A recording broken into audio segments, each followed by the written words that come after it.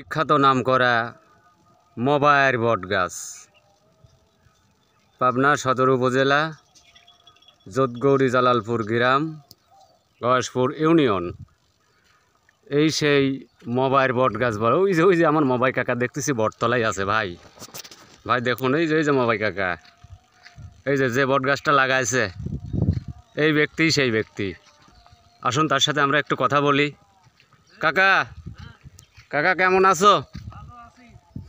দেখুন গাইস, এই সেই আমার কাকা, ওই যাকে বলা হয় মবাই কাকা।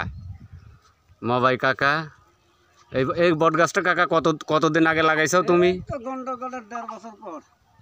গন্ডগোলের 1.5 বছর পর এই গাছটা লাগাইছে। এই গাছটা পাবনার জেলার ভিতরে এমন কোনো অঞ্চল নাই যে সে অঞ্চলের মানুষ এই বটগাছটা চেনে না।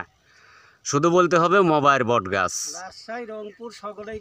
রাজশাহী রংপুর সবাই চেনে, কারণ ওই যে একসময় গরুর ব্যবসা করতে কিছু লোক, গরুর ব্যাপারী, সেই গরুর ব্যাপারীরা ওই সময় রাস্তাঘাট তো ছিল কাঁচা, এই রাস্তাঘাট সে সময় কাঁচা ছিল, কিন্তু সেই গরুর ব্যাপারীরা সেই সময় এই রাস্তা দিয়ে গরু নিয়ে আসতে, এই দেখেন, অবশ্য গরু এই দিক দিয়ে আনা হইতে না, বিশেষ করে গরু আনা হইতে যে এই সব গলি দিয়ে গরু নিয়ে আসি এই বটতলা দাঁড়ায় দম লেওয়া হইতে, নাস্তা পানি করা হইতে।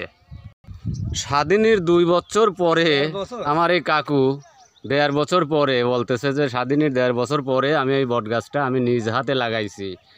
দেখুন গাইস, এই বিচারাকে দেখে সেটা কি মনে হয় যে আসলে উনি এই বটগাছটা লাগাইছে স্বাধীনের 1.5 বছর পর? গাইস দেখুন, এই সেই বটের গাছ, মবায়ের বটগাছ বলা হয় এই গাছটাকে। অনেক পরিচিত, অনেক দূর দূরান্তর লোকজন এই বটগাছটাকে চেনে, মবায়ের বটগাছ নামে পরিচিত। পাবনা গয়েশপুর ইউনিয়ন, যোধগৌরী জালালপুর গ্রাম। প্রিয় গাইস, স্বাধীনের পর থেকে পাবনা ক্যাডেট কলেজ সংলগ্ন যোধগৌরী জালালপুর গ্রাম, ভাবুন এই ক্যাডেট কলেজে এ যাবৎ যত বড় বড় অফিসাররা এখান থেকে তৈরি হয়েছে, তারা সবাই এখন বাংলাদেশের বিভিন্ন অঞ্চলে বড় বড় দায়িত্বরত আছে। তারা কিন্তু সবাই এই বটগাছ চেনে বা দেখেছে, কারণ ক্যাডেট ছাত্ররা প্রতি বছরে এই বটগাছের গোড় দিয়েই তারা দৌড়ায়। আমরা ছোটোবেলার থেকেই দেখতেছি।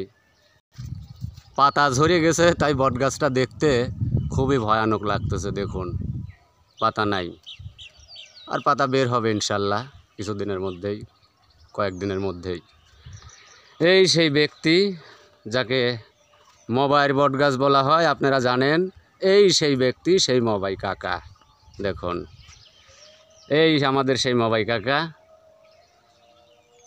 তাহলে স্বাধীনের 1.5 বছর পরে এই বটগাছটা লাগাইছে।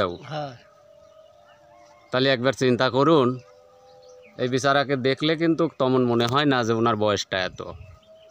এখানেই তার বাসা, এই পাশেই তার বাসা। এই যে বিল্ডিং বাড়ি দেখতেছেন,